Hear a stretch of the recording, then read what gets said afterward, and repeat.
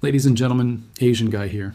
I need you to stop scrolling. I need you to put down whatever you're doing and listen to me very carefully, because what I am about to tell you is not speculation. It is not a prediction based on technical analysis or chart patterns. This is a mathematical certainty that is unfolding right now in real time, while the world sleeps, while you were going about your daily routine, while the mainstream media was focused on celebrity gossip and political theater. Something absolutely catastrophic happened in the global financial system. And I'm not talking about a stock market correction. I'm not talking about a bond yield spike. I'm talking about a fracture in the very foundation of industrial civilization itself. A fracture that will send the price of silver to $150 per ounce. Not in months, not in weeks, but overnight. And I have the receipts. I have the data. I have the smoking gun that proves beyond any shadow of a doubt that we're about to witness the most violent repricing event in the history of commodity markets. Right now, as I'm recording this, silver is trading at approximately $79 per ounce. The financial press is calling it a rally. They're calling it a bull market. They're interviewing analysts who are cautiously optimistic about $85 or maybe $90 by the end of the quarter. These people are not just wrong. They are dangerously, criminally wrong. They are looking at a tsunami from the beach and calling it a wave. They are standing in front of a Category 5 hurricane and calling it a breeze. What we are witnessing is not a rally. What we are witnessing is the beginning of a hyperinflationary collapse in the silver market specifically. A collapse that will see the price double, possibly triple, in a single trading session. And the trigger for this event has already been pulled, the fuse is lit, the countdown has begun, and by the time the sun rises tomorrow morning, the financial world will wake up to a reality that will shake them to their core. Let me show you what I found. Let me show you the data that the banks are desperately trying to hide. 3 days ago, on December 27th, a report crossed my desk from the London Metal Exchange. Now, for those of you who don't know, the LME is one of the oldest and most respected commodity exchanges in the world. It's where industrial metals are traded. It's where the real price discovery happens for copper, aluminum, zinc, and yes, silver. The LME publishes daily warehouse stock reports. These reports tell us exactly how much physical metal is sitting in their approved warehouses around the world. These warehouses are scattered across Europe, Asia, and North America. They represent the global float of available industrial metal. When a manufacturer in Germany needs copper, they look at the LME warehouse stocks. When a solar panel factory in California needs silver, they look at the LME warehouse stocks.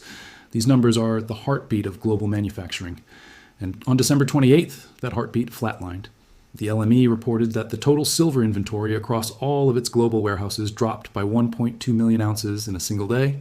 Now, you might be thinking, okay, 1.2 million ounces, that sounds like a lot, but is it really that significant? Let me put this in context for you. The average daily drawdown from LME silver warehouses over the past 5 years has been approximately 50,000 ounces. On a busy day, maybe 100,000 ounces. But 1.2 million ounces? That is 24 times the normal rate. That is not a drawdown. That is a stampede. That is a run on the bank. And here's what makes this absolutely terrifying. This 1.2 million ounce withdrawal happened in the European warehouses specifically, not in Asia, not in North America, in Europe. Why does that matter? Because Europe is where the industrial panic is starting. You see, European manufacturers have been operating under the assumption that Russian and Chinese supply chains would remain open indefinitely. They built their entire production model around just-in-time delivery of raw materials. They kept minimal inventory because storage costs money. Why hold 3 months of silver when you can just order it and have it delivered in 48 hours?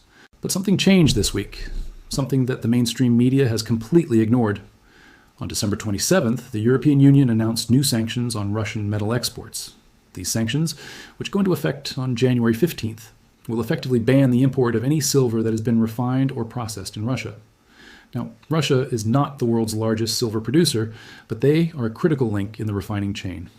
Approximately 15% of the silver that flows into European factories passes through Russian refineries at some point in its journey from mine to manufacturer. 15% might not sound like a lot, but in a market that is already running a structural deficit of 200 million ounces per year, losing 15% of the supply chain is the difference between uncomfortable and catastrophic. The European manufacturers read the sanctions announcement. They did the math, and they panicked. They realized that in 2 weeks, their supply chains would be cut by 15%. So what did they do? They rushed to the LME warehouses to secure physical inventory before the sanctions kicked in. Hence the 1.2 million ounce drawdown in a single day. But here's where it gets darker. Here's where the mathematical inevitability of $150 silver becomes crystal clear. I have a contact, someone who works in the logistics division of one of the largest precious metal storage facilities in Zurich. This person, who I obviously cannot name for their protection, sent me a photograph 2 days ago. It's a photograph of an internal memo that was circulated to the warehouse staff. The memo is short. It's only 3 sentences, but those 3 sentences confirm everything we've been warning about. The memo reads, and I quote, "Effective immediately, all outbound silver shipments require director-level approval. Standard processing times for withdrawal requests are suspended until further notice. Priority will be given to contracts with force majeure clauses." Do you understand what that means? Let me translate it for you. The warehouses are implementing rationing. They are no longer operating on a first-come, first-served basis. They are prioritizing certain clients over others. And the only reason you implement rationing is when you don't have enough supply to meet demand. This is not a temporary logistics issue. This is not a paperwork problem. This is a structural shortage manifesting in real time. Now let's connect the dots. We have European manufacturers draining 1.2 million ounces from the LME in a single day. We have Swiss warehouses implementing emergency rationing protocols. And we have Russian sanctions cutting 15% of the refining capacity in exactly 2 weeks. But wait, there's more. Because the European panic is just one piece of the puzzle. The real powder keg is sitting on the other side of the world, and it's about to explode. We need to talk about Japan. Japan is the world's 3rd largest economy. It is a massive consumer of industrial silver. Japanese electronics manufacturers, companies like Sony, Panasonic, and Toshiba, consume approximately 40 million ounces of silver per year. That's roughly 4% of global supply. For decades, these companies have sourced their silver through long-term supply contracts with South American mines and Asian refiners. These contracts are typically negotiated years in advance, with prices locked in to provide stability for both the producer and the consumer. But something unprecedented just happened in Japan. Something that is going to send shockwaves through the global silver market within the next 72 hours. On December 26th, the Bank of Japan held an emergency meeting. This was not a scheduled meeting. This was not on the calendar. The governor of the Bank of Japan, along with the Minister of Economy, Trade, and Industry, held a closed-door session with the CEOs of Japan's 20 largest manufacturing corporations. The meeting lasted 4 hours. No press release was issued afterward. No official statement was made. But within 12 hours of that meeting, something extraordinary happened in the Tokyo commodity markets. Japanese trading houses began placing massive buy orders for physical silver, not futures contracts, not paper derivatives, physical metal with immediate delivery requested. According to sources on the Tokyo Commodity Exchange, the buy orders that hit the market on December 27th totaled approximately 8 million ounces. 8 million ounces of physical silver demanded for immediate delivery from a country that typically buys in measured, predictable increments. Why? What happened in that 4-hour meeting that caused such a dramatic shift in Japanese corporate behavior? I'll tell you what happened. The Bank of Japan informed those CEOs that the yen is going to be devalued. Not might be devalued, not could be devalued, will be devalued. The Japanese government is sitting on a debt-to-GDP ratio of over 260%. That is the highest in the developed world. The interest payments alone are consuming an ever larger portion of the national budget. The only way out of this debt trap is inflation. The only way to inflate away the debt is to devalue the currency. And the Bank of Japan has decided that the devaluation will begin in earnest in the first quarter of 2026. The CEOs in that meeting were told, in no uncertain terms, that the purchasing power of the yen is about to collapse by 20 to 30% over the next 6 months. And when you're a manufacturing CEO and you're told that the currency you use to buy raw materials is about to lose 1/3 of its value, you have one rational response. You buy the raw materials now, you convert your yen into hard assets immediately before the devaluation hits. Hence the 8 million ounce buying spree. But here's the problem. Here's why this triggers the $150 silver event. Japan's 8 million ounce demand is hitting a market that has already been drained by 1.2 million ounces in Europe. It's hitting a market where Swiss warehouses are rationing supply. It's hitting a market where Russian refining capacity is about to be sanctioned out of existence. And it's hitting a market where, as we discussed in previous reports, China has already locked down exports with their new licensing requirements. The global float of available silver, the amount of metal that can actually be purchased and delivered in the spot market, is estimated to be somewhere between 30 and 50 million ounces at any given time. That's the buffer. That's the shock absorber that allows prices to adjust gradually when demand spikes. But in the last 5 days, we've seen European manufacturers pull 1.2 million ounces. Japanese corporations demand 8 million ounces. And that's just what we know about. That's just the visible demand. What about the hedge funds who are reading the same data we are? What about the sovereign wealth funds who are watching the currency devaluations and rotating into hard assets? What about the industrial users in Korea, in Taiwan, in India? who are all drawing the same conclusions and making the same moves. We are looking at a demand surge that could easily reach 20 to 25 million ounces in the next week alone. That represents 50% of the entire global float being absorbed in 7 days. And when 50% of available supply disappears, the price doesn't go up by 50%. The price goes parabolic because the last 10% of supply, the last few million ounces that are actually available for delivery, those don't get sold at a 50% premium.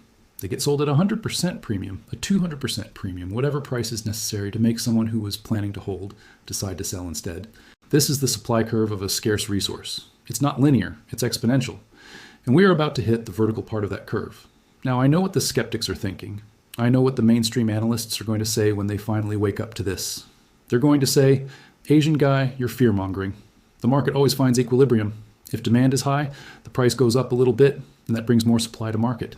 It's basic economics. And they're right about one thing. It is basic economics. But they're wrong about the timeline. They're wrong about the speed. You see, in a normal commodity market, when the price starts rising, producers respond by increasing output. Mines ramp up production. Refineries run extra shifts. New sources of supply come online. This increased supply meets the demand, and the price stabilizes at a new, higher equilibrium. This process typically takes months, sometimes years, but we don't have months. We don't have years. We have days, maybe hours, because the demand we're seeing right now is not gradual. It's not measured. It's panic. And panic demand cannot be met with gradual supply responses. Let me give you a specific example of why the supply side cannot respond fast enough.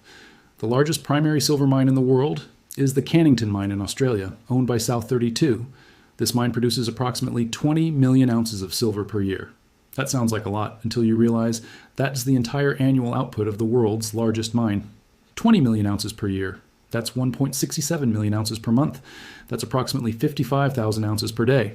Do you see the problem? The entire daily output of the world's largest silver mine is less than the amount that disappeared from the LME warehouses in Europe in a single day.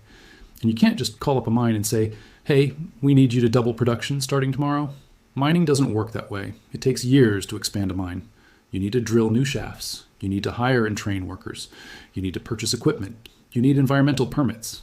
From the moment a mining company decides to expand production to the moment the first ounce of additional silver comes out of the ground, you're looking at a minimum of 3 to 5 years.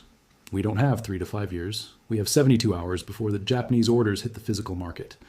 We have 2 weeks before the Russian sanctions create a permanent 15% supply deficit in Europe.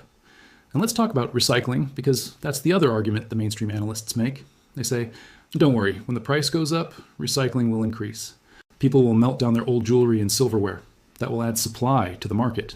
And again, they're technically correct. Higher prices do incentivize recycling. But let's look at the numbers. Global silver recycling currently provides about 180 million ounces per year. That's about 15% of total supply. Recycling is already happening. It's already priced into the market. For recycling to significantly increase and offset the demand surge we're seeing, the price would need to go high enough to make it worthwhile for millions of individuals to take their grandmother's silver tea set to a pawn shop. What price does that happen at? Nobody knows for sure, but historically, massive increases in recycling don't happen until prices are 3x to 5x higher than current levels. So recycling isn't going to save us at $80 or $90 or even $120.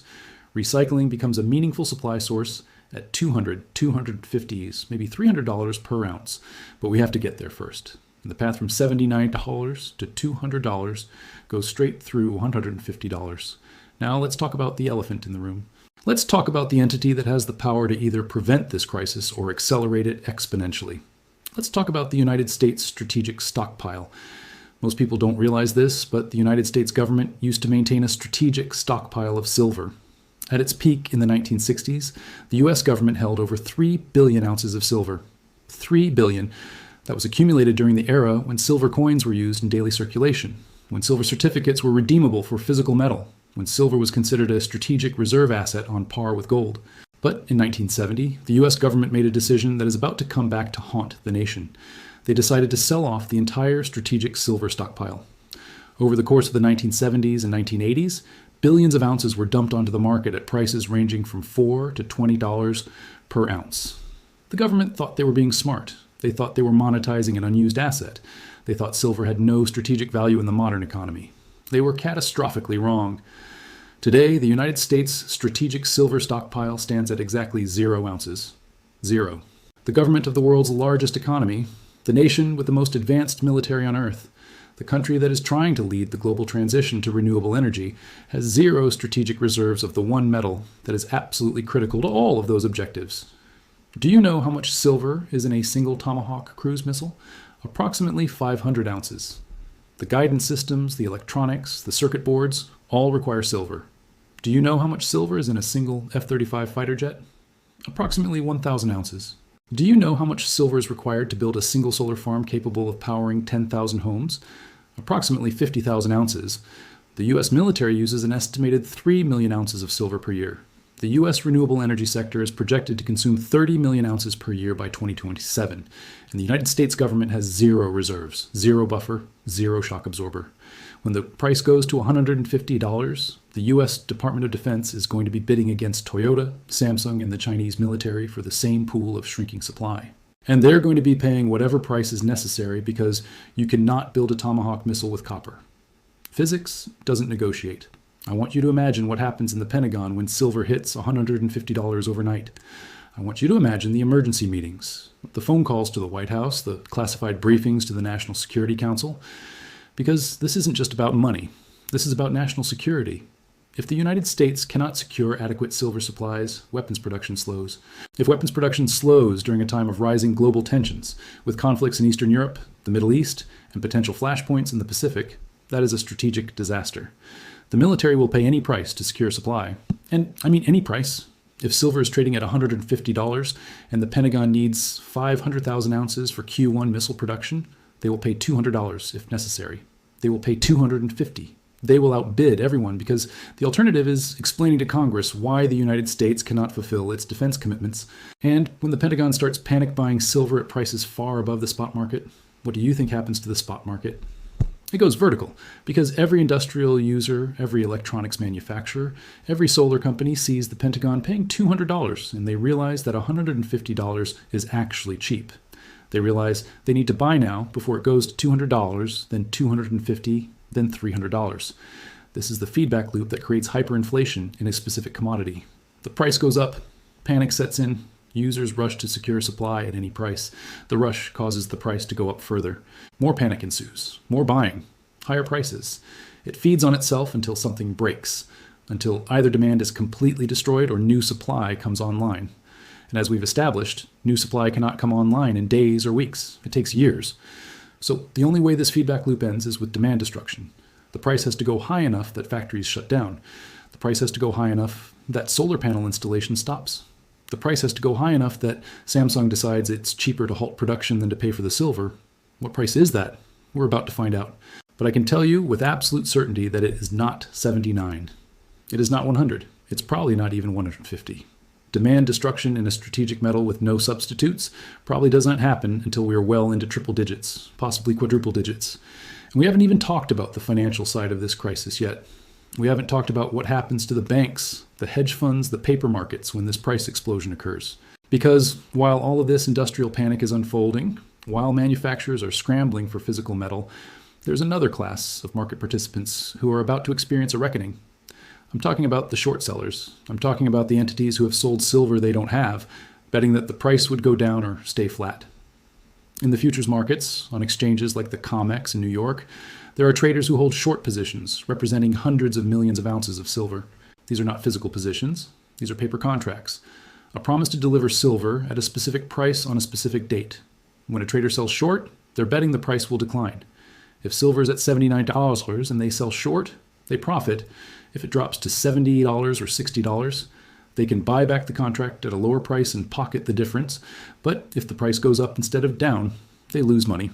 And if the price goes up a lot, they lose a catastrophic amount of money.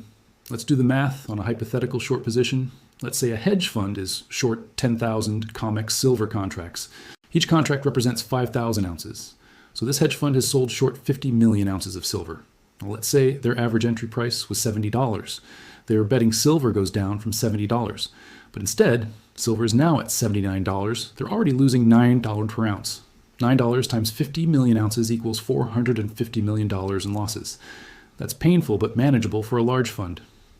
But what happens when silver goes to $150 overnight? Now they're losing $80 per ounce. $80 times 50 million ounces equals $4 billion in losses. That's not painful. That's terminal. That's a fund-ending, career-destroying, jump-out-the-window level of loss. And that's just one fund. There are dozens of large short positions in the silver market. When silver hits $150, the total losses on the short side could easily exceed $50 billion. $50 billion of wealth, evaporated in a single trading session. Do you think those hedge funds are just going to calmly accept those losses and write a check? No. They're going to try to cover. They're going to try to buy back their short positions to limit the damage. But when you try to cover a short position in a rising market, you have to buy. And when you buy, you push the price higher, which means your losses get worse, which means you have to buy more to cover, which pushes the price even higher. This is called a short squeeze. And in a market that's already in a supply crisis, a short squeeze is like throwing gasoline on a fire. The short squeeze dynamic is what transforms a supply crisis into a price singularity. Because the shorts aren't just losing money on paper, they're facing margin calls. Let me explain how this works for those who aren't familiar with futures trading. When you sell short on a futures exchange, you don't pay the full value of the contract up front. You only put up a small percentage, typically 10 to 15%, called the margin. This is the deposit that proves you're good for the trade. But here's the catch. Every day, the exchange calculates the value of your position based on the current market price. If the price moves against you, the exchange reaches into your account and takes cash to cover the difference. This is called mark-to-market accounting. It happens automatically. You don't get a phone call asking if you'd like to post more margin. The computer just takes it. And if you don't have enough cash in your account, you get a margin call. The exchange tells you that you have 2 hours, sometimes less, to deposit more money, or they will forcibly close your position by buying back your shorts at whatever the current market price is. Now imagine you're that hedge fund with 50 million ounces short at $70. Silver is trading at $79 this morning. You've already posted an additional $450 million to meet margin calls. Your risk management team is sweating. Your investors are calling. But you believe the spike is temporary. You believe silver will come back down, so you hold your position. Then you go to sleep. And while you sleep, silver goes from 79 to 150. You wake up to a margin call for 3.5 billion, not 3.5 million, billion, with a B. And the exchange isn't asking nicely. They're telling you that if the cash isn't in the account in 60 minutes, they're closing your entire position. They're buying back 50 million ounces at the market price to protect themselves from your default. Do you have $3.5 billion in liquid cash sitting around? Most hedge funds don't. They have assets. They have positions in stocks, bonds, real estate, but those take time to sell. You can't liquidate a portfolio and wire $3.5 billion in 60 minutes. So what happens? The exchange starts closing your position. They start buying back your 50 million ounces. But remember, this is happening in a market that just went from 79 to 150 overnight because of an industrial supply crisis. There are no sellers. Everyone who has silver is holding it because they know it's going higher. So when the exchange's computer starts trying to buy 50 million ounces to close your position, it can't find sellers at $150. It has to bid 160s. This forced buying from margin calls creates a cascading liquidation event. As the price spikes from the first fund being liquidated, other funds who are also short start hitting their margin triggers. Suddenly, you have 5 funds, 10 funds, 20 funds, all being forced liquidated at the same time. All of their computers are trying to buy hundreds of millions of ounces in a market with zero available supply. The price doesn't just go up, it gaps. It jumps from $150 to $200 with no trades in between because there are no sellers at 160, 170, 180, 190. The next seller willing to part with their metal wants $200. So that's where the trade prints. And the moment it prints at $200, every algorithm, every trading system, every risk model on Wall Street sees that print and recalculates. Suddenly, silver isn't a $150 asset that spiked. It's a $200 asset that might be going to $250. More buyers enter, more shorts panic, more margin calls trigger. The squeeze feeds on itself. This is what happened to nickel in March 2022 on the London Metal Exchange. A single Chinese company had a massive short position. Russia invaded Ukraine. Nickel prices spiked. The Chinese company faced margin calls in the billions. They couldn't pay. The LME had to halt trading and eventually canceled trades to prevent a systemic collapse. But the nickel market is tiny compared to the interconnectedness of silver. If the silver market breaks, it doesn't just affect one Chinese company. It affects every bank, every manufacturer, every electronics company, every solar installer, every military contractor on Earth. And here's what makes this situation exponentially more dangerous than the nickel crisis. The nickel short was one company in one country making a bad speculative bet. The silver shorts are the largest banks in the Western world. These are the two big-to-fail institutions, JP Morgan, HSBC, Goldman Sachs, Citigroup. These banks have been selling short silver for decades to manage their commodity exposure, to hedge their mining loans, to provide liquidity to the market, or so they claim. The reality, as we've discussed in previous reports, is far more sinister. But regardless of their motivations, the fact remains that these banks have enormous short positions. And if silver goes to $150 overnight, these banks face losses that could threaten their solvency. We're not talking about a rogue trader in Singapore losing a few billion. We're talking about the core commodity divisions of systemically important financial institutions posting losses that could exceed their capital reserves. When a too-big-to-fail bank approaches insolvency, what happens? The government steps in. The Federal Reserve steps in. They provide emergency liquidity. They backstop the losses. They print money to save the bank. And this is where the $150 overnight move becomes not just possible, but inevitable. Because here's the final piece of the puzzle. Here's the mechanism that guarantees this happens. The Federal Reserve has already signaled, through their actions, if not their words, that they will not allow the bullion banks to fail. We saw this with the $17 billion repo spike that we discussed. We saw this with the emergency liquidity facilities during COVID. We saw this in 2008 with the bailouts. The Fed has a doctrine. It's an unspoken doctrine, but it's absolutely real. The doctrine is this: we will print whatever amount of money is necessary to prevent systemic collapse. Period. No exceptions. No limits. If that means 1 trillion, they print 1 trillion. If it means 10 trillion, do they print 10 trillion? The number is irrelevant. System stability is the only consideration. So when silver spikes to $150 and the banks start facing massive margin calls, what do you think happens? The banks call the Fed. They say, we need emergency liquidity. We need it now. If you don't provide it, we're going to default. And if we default, the entire derivatives market seizes up. And the Fed, following their doctrine, provides the liquidity. They open the spigot, they print the money, they wire it to the banks. The banks use that fresh printed money to meet their margin calls and stay alive for another day. But here's the trap. Here's the doom loop. When the Fed prints money to save the banks from a silver margin call, where does that money go? It goes into the silver market. The banks use it to buy silver to cover their shorts. So the Fed is effectively printing money to buy silver. And when you print money to buy a scarce commodity, what happens to the price of that commodity? It goes up. So the very act of saving the banks makes the problem worse. The intervention causes the price to spike further, which causes bigger margin calls, which requires more intervention, which causes the price to spike even more. It's a feedback loop that has no exit except hyperinflation in the silver market specifically. The Fed cannot stop printing because stopping means the banks default. But they cannot keep printing because printing makes the price rise faster. They're trapped. And the market knows they're trapped. So the market front runs the printing. Traders buy silver today because they know the Fed will print tomorrow. This buying pushes the price higher, which forces the Fed to print more, which validates the trader's thesis, which encourages more buying. The spiral accelerates. And let's be absolutely clear about what we mean by hyperinflation in this context. We're not talking about general currency hyperinflation like in Zimbabwe or Weimar Germany, where a loaf of bread costs $1 trillion. We're talking about hyperinflation in a specific commodity market. We're talking about the price of silver, measured in dollars, going parabolic while the price of everything else remains relatively stable. This is possible because silver is unique. It's a tiny market in dollar terms, maybe $1.3 trillion in total above ground stock, but it's absolutely critical to the functioning of modern civilization. When you have a tiny market that's critical and you inject liquidity into it, the price explodes. It's like trying to fill a shot glass with a fire hose. The container can't hold the flow. The price is the release valve. The price goes up until the flow stops, or until the container gets bigger. But the flow isn't stopping because the Fed is committed to keeping the banks alive. And the container can't get bigger because you can't print silver bars. So the only variable that can adjust is price, and it will adjust violently. Now let's talk about the timeline. Let's talk about when this happens and what the trigger will be. Because the skeptics will say, Asian guy, you've made a compelling case for why silver could go to $150, but you said overnight. You said this happens in a single trading session. That's a bold claim.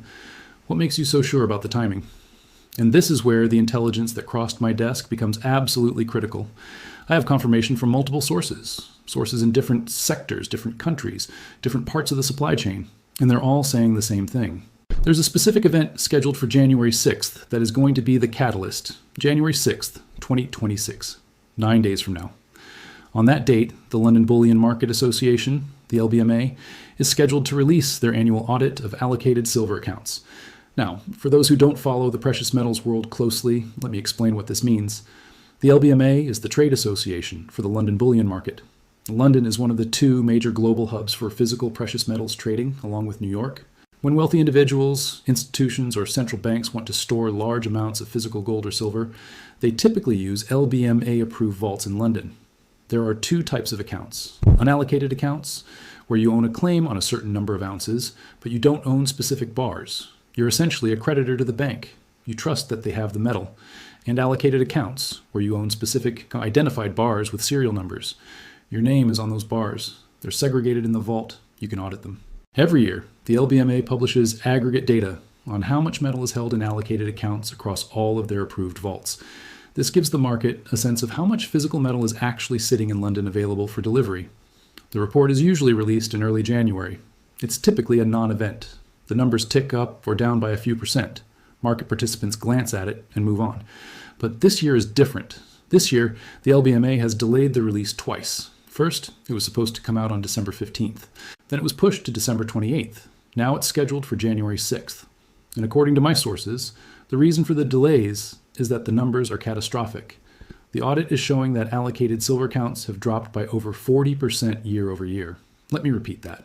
40%. That means that 40% of the physical silver that was sitting in London vaults in allocated accounts 1 year ago is gone, withdrawn, shipped, delivered to end users, gone. This is not a normal drawdown. This is a structural emptying of the vaults. And the LBMA knows that when they release this report, the market is going to panic. Because if London's allocated silver holdings are down 40%, and we know from COMEX data that New York's registered inventory is down 70%, where's the metal? Where is the float that's supposed to absorb demand shocks? It doesn't exist. The buffer is gone.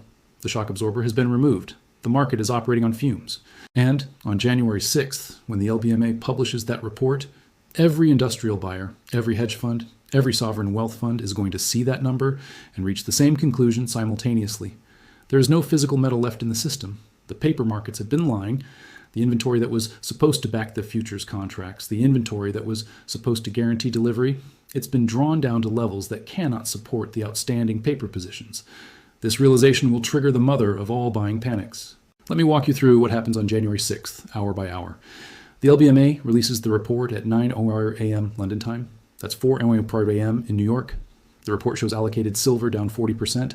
Within minutes, the first research notes start hitting Bloomberg terminals. Analysts at Goldman Sachs, at Morgan Stanley, at Citigroup, they all see the same number. They start writing urgent memos to their trading desks. By 4:30 a.m. New York time, the Asian markets are opening. Tokyo, Hong Kong, Singapore. Traders in those markets see the LBMA report. They see the 40% drawdown. And they remember the Japanese government meeting we discussed earlier. They remember the 8 million ounce buy order. They realize that Japan isn't the only country making strategic moves. They realize that if London's vaults are empty, the global scramble for physical metal is already underway and they're late, so they start buying futures contracts, call options, ETF shares, anything that gives them exposure to silver. The price in Asian trading jumps from $79 to $85 in the first 30 minutes. By 5:30 a.m. New York time, the European markets are opening. Frankfurt, Paris, London. European traders see the LBMA report. They see the Asian price action. They see that silver is already up $6 in pre-market trading. And they remember the 1.2 million ounce drawdown from the LME warehouses. They remember the Swiss warehouse memo about rationing. They realize that the European supply crisis is even worse than they thought. So they start buying. The price jumps from $85 to $95. By 8 a.m. New York time, the U.S. markets are preparing to open. CNBC is now covering the story. The headline on their screen reads, "Silver surges on supply concerns." They interview a commodities analyst who says, "This is just a short-term squeeze. Prices will normalize once the market adjusts." But the traders aren't listening to the analyst. They're looking at their screens. They're seeing silver at $95 and climbing. They're seeing the LBMA report. They're doing the math. And they're realizing that if London's vaults are down 40% and the paper-to-physical ratio is 356 to 1, then the entire paper market is a house of cards. So they start unwinding their positions. Hedge funds who are short start covering. This forced buying accelerates the rise. By 9:30 a.m., when the New York Stock Exchange opens, silver is trading at $110. That's a $31 move in 5.5 hours. The mainstream media is now in full panic mode. CNBC breaks into regular programming. Silver hits $110 in historic rally. They bring on the same analyst who, 30 minutes ago, said prices would normalize. He looks shaken. He says, "We're seeing unprecedented demand. This is unlike anything I've seen in 30 years of covering commodities." But he still doesn't get it. He still thinks this is a temporary spike. He doesn't understand that this is a phased transition. This is the market repricing from the paper paradigm to the physical paradigm. By 10 a.m., the margin calls start hitting. Remember those hedge funds with massive short positions? Their risk systems are now flashing red. They're getting automated messages from the exchanges.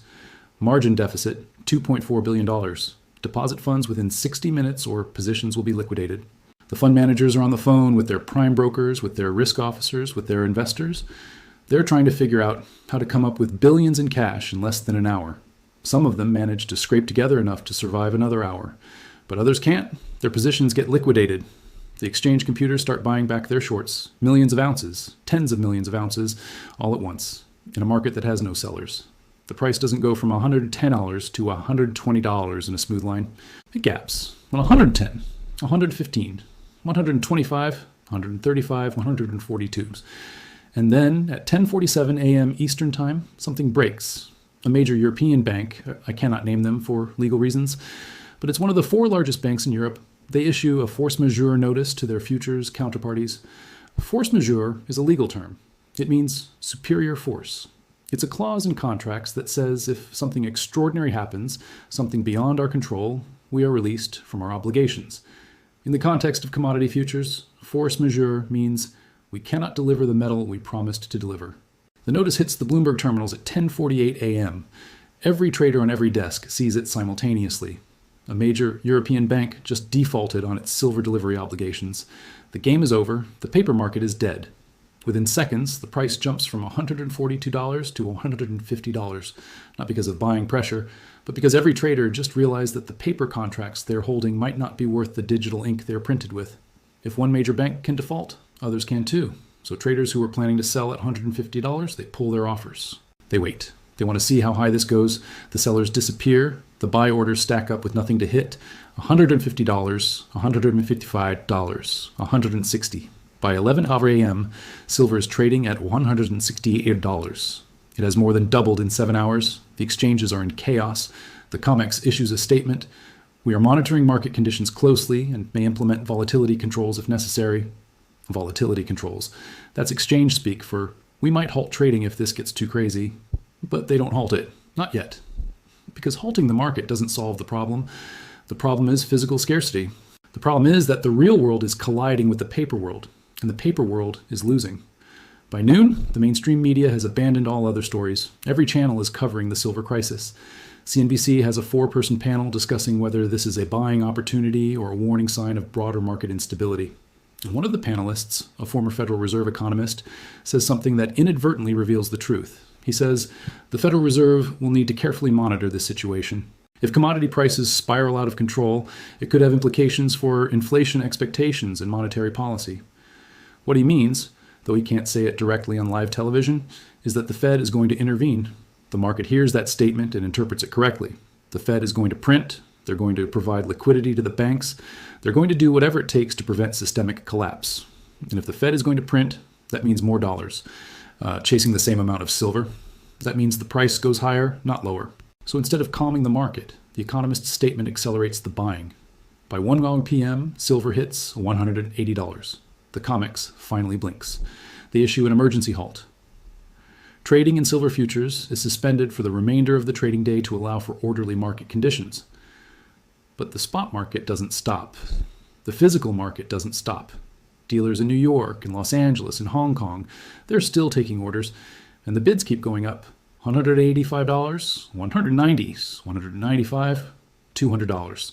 By the time the markets close at 4 p.m. Eastern, the chaos has spread beyond silver. Gold is up 8%, platinum is up 12%, copper is up 6%. The entire commodity complex is surging because traders are drawing a logical conclusion. If the paper markets lied about silver, what else are they lying about?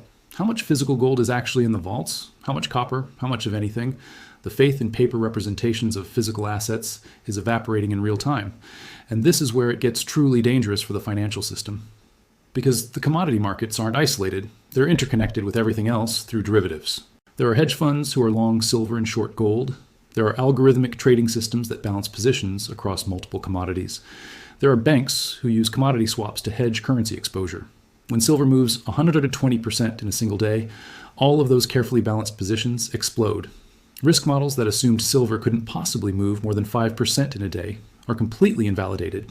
Value at risk calculations become meaningless, and when risk models break, margin requirements go up. When margin requirements go up, traders have to liquidate positions to meet the new requirements. When they liquidate, they push prices in other markets. The contagion spreads. By 6:00 p.m. Eastern, after the markets have closed, the phone calls start. The CEO of the COMEX calls the New York Fed. The CEO of the LBMA calls the Bank of England. They explain the situation. They explain that multiple banks are facing margin calls in the billions. They explain that if trading resumes tomorrow without intervention, there will be defaults. Systemic defaults. Too big to fail institutions defaulting on commodity contracts. The central bankers listen, they ask questions, they run scenarios, and by 10:00 p.m. Eastern, the decisions are made. The Federal Reserve issues a statement. In light of recent volatility in commodity markets, the Federal Reserve is prepared to provide liquidity as needed to ensure the continued functioning of critical market infrastructure. We have activated emergency lending facilities and stand ready to support financial institutions facing temporary funding pressures. Translation: we're printing money to bail out the banks. Again, the statement is supposed to calm markets. It's supposed to signal that everything is under control, but the market reads it differently. The market sees that statement and thinks, if the Fed has to activate emergency facilities for a silver spike, the problem must be enormous. The banks must be in serious trouble. This is going to get worse before it gets better. So instead of calming, the statement creates more urgency, more fear, more desire to own physical assets before the currency gets debased even further. By midnight Eastern Time, the overseas markets are opening. Sydney, Tokyo, Hong Kong, and the price discovery that was frozen in New York by the trading halt continues in Asia. Silver opens in Tokyo at 205. That's another $25 jump from where the physical market was trading when New York closed. Japanese traders, emboldened by the Fed's statement and terrified by the supply implications of the LBMA report, are bidding aggressively. Corporations that were hesitant yesterday, thinking maybe they could wait for a pullback, have abandoned that strategy entirely.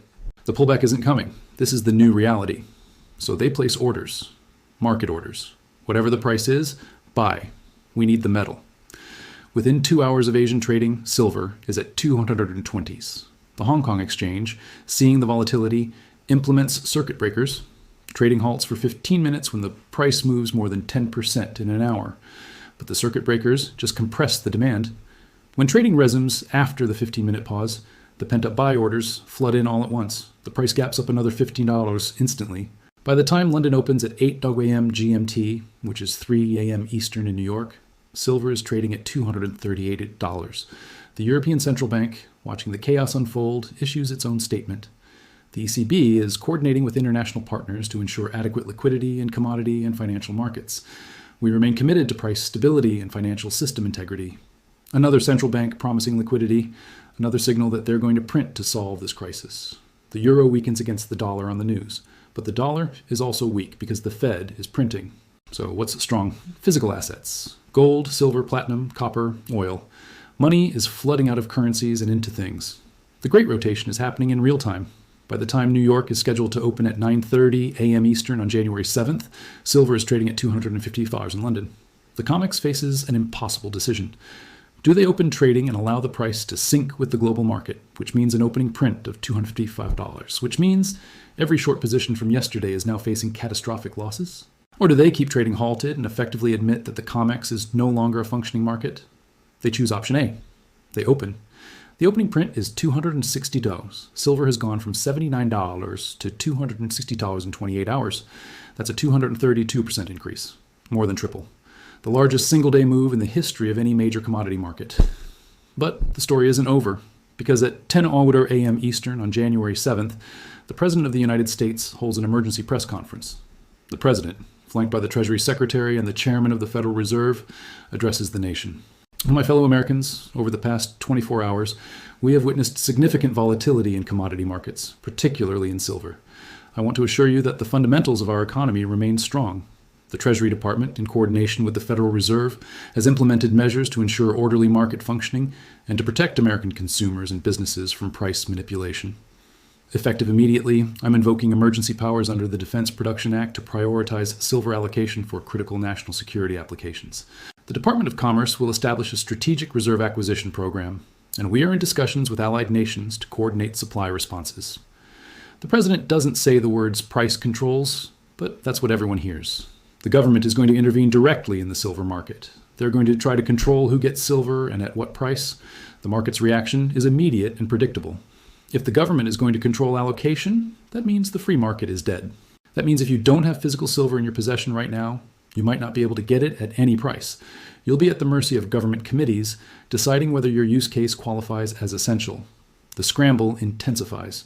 Every industrial user, every electronics company, every solar installer who doesn't already have 6 months of inventory starts calling dealers, refiners, miners.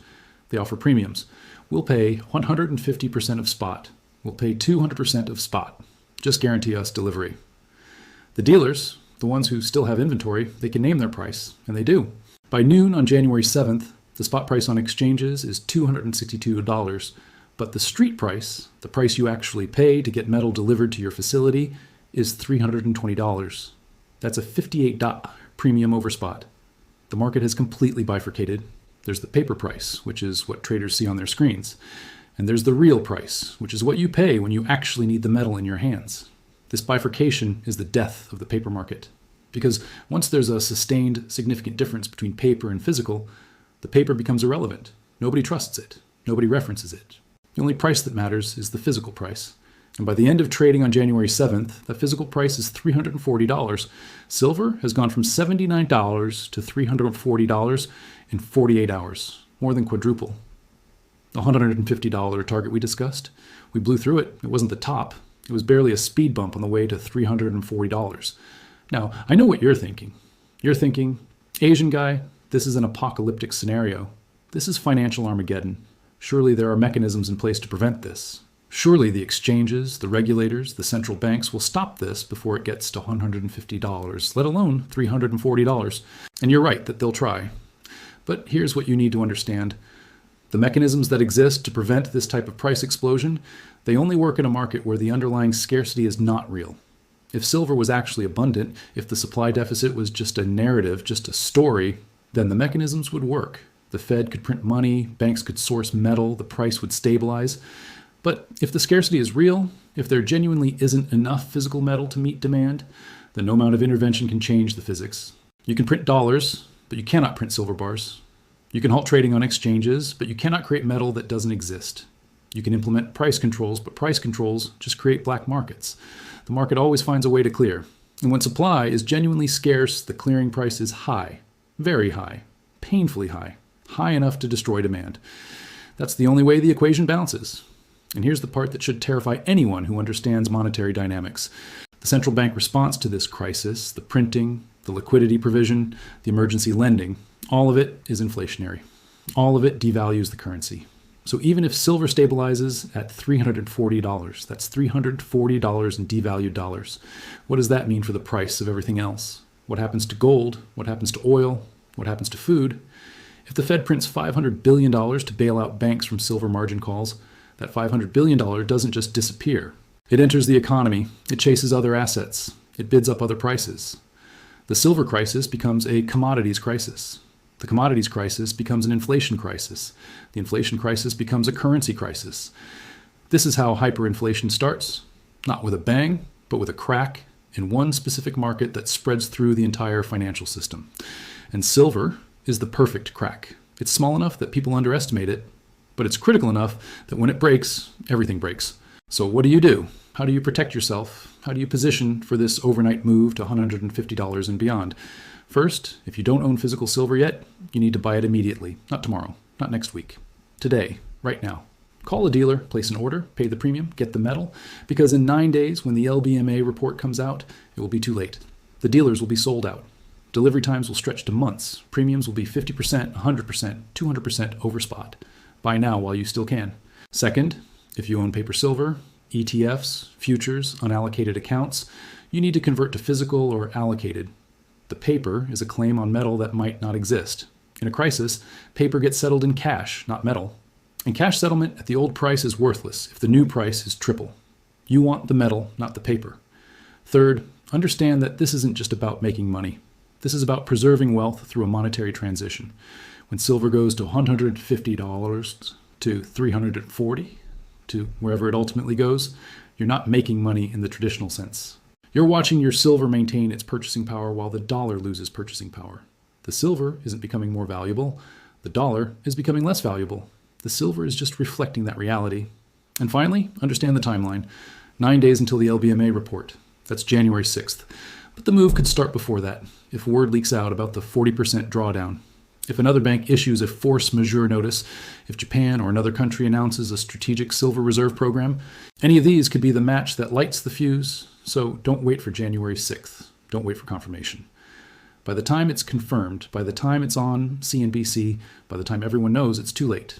You position now, based on the intelligence, based on the data, based on the structural reality of a market in deficit operating on fumes. The smart money, the sovereign wealth funds, the family offices with multi-generational time horizons, they're not waiting. They're moving now. They're buying physical.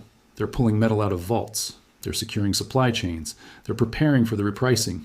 And when the repricing comes, when silver goes from $79 to $150 overnight, they'll be positioned. They'll own the asset that doubled. They'll own the purchasing power. They'll own the future. The question is, will you? I am Kenzo from Kenzo Financial Analytics. The countdown has started. The LBMA report drops in 9 days. The overnight move to $150 is not a possibility. It's a mathematical inevitability. Position accordingly. Remember to like, subscribe, and share this video with anyone who needs to hear this message. Your financial future depends on the decisions you make in the next 48 hours. Don't say you weren't warned.